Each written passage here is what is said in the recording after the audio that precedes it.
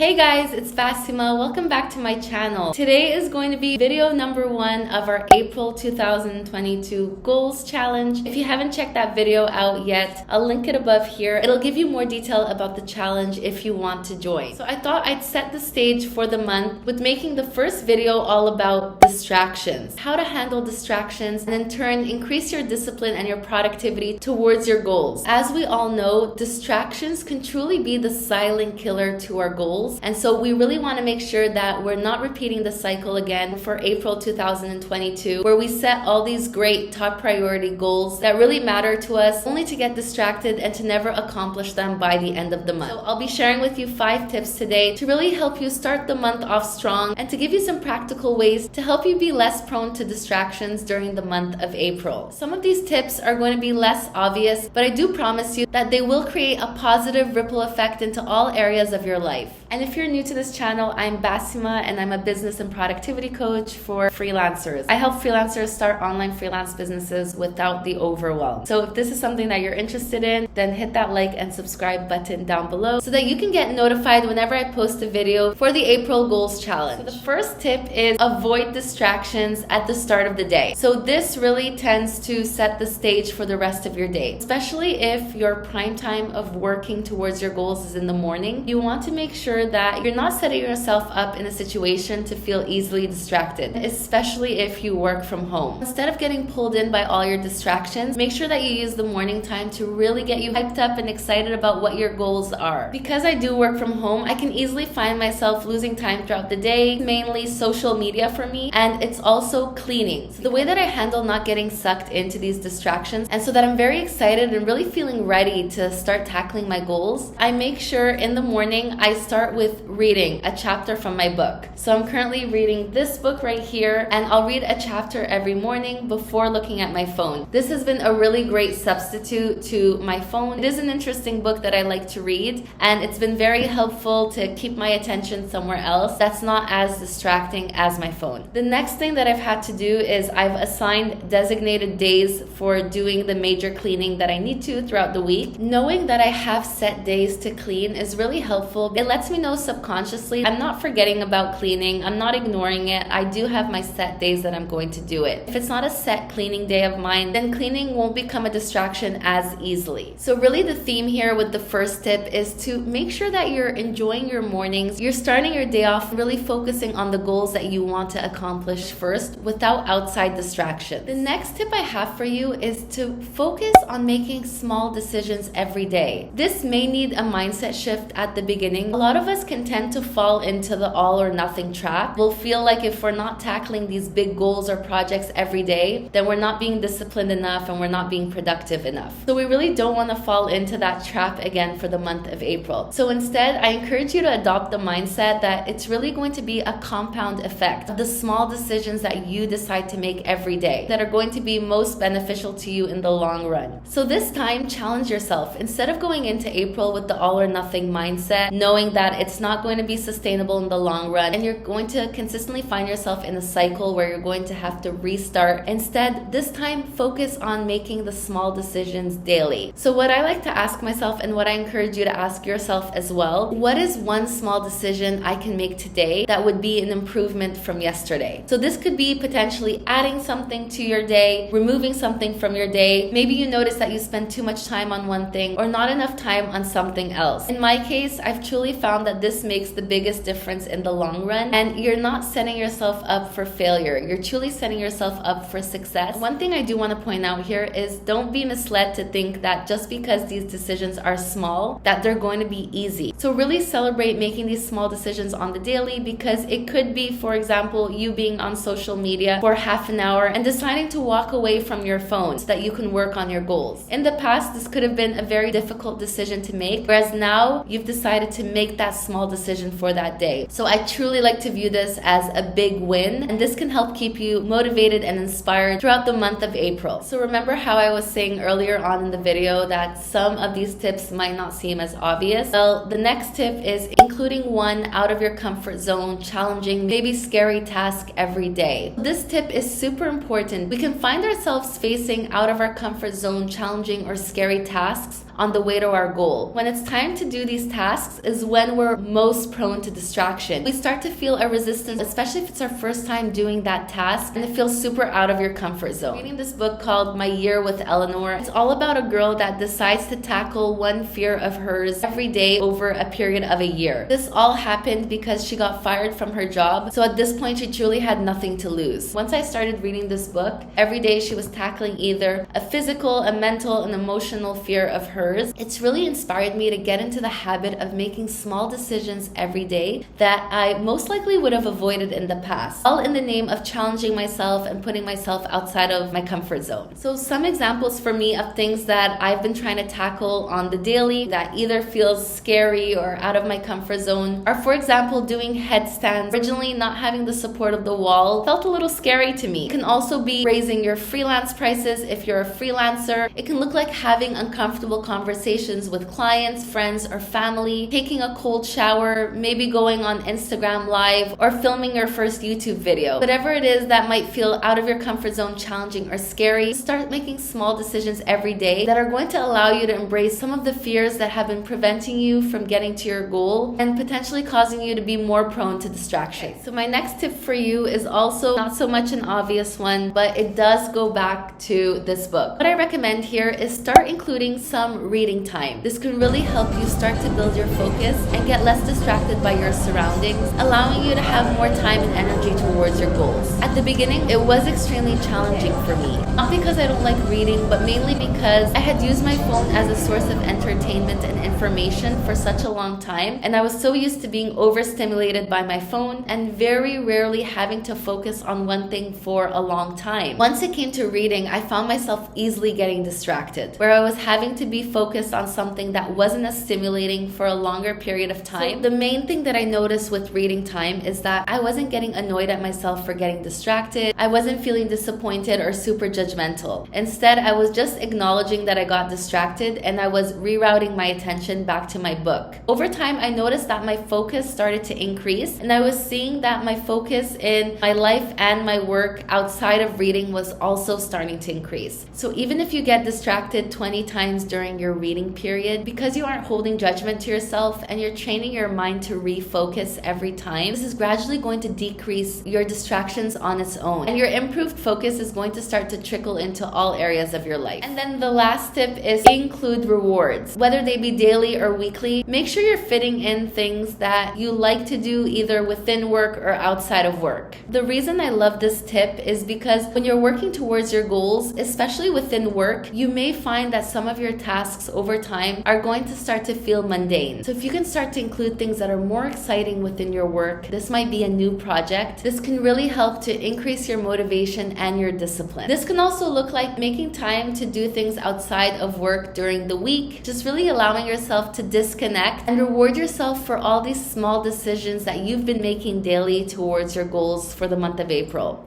These are the 5 tips that are going to help you decrease your distractions so that you can continue to make progress towards your goals for the month of April. I hope you found them helpful. I'd love to hear which tip out of the 5 you'd like to try this month. Thank you again for watching, and I'll catch you in the next video.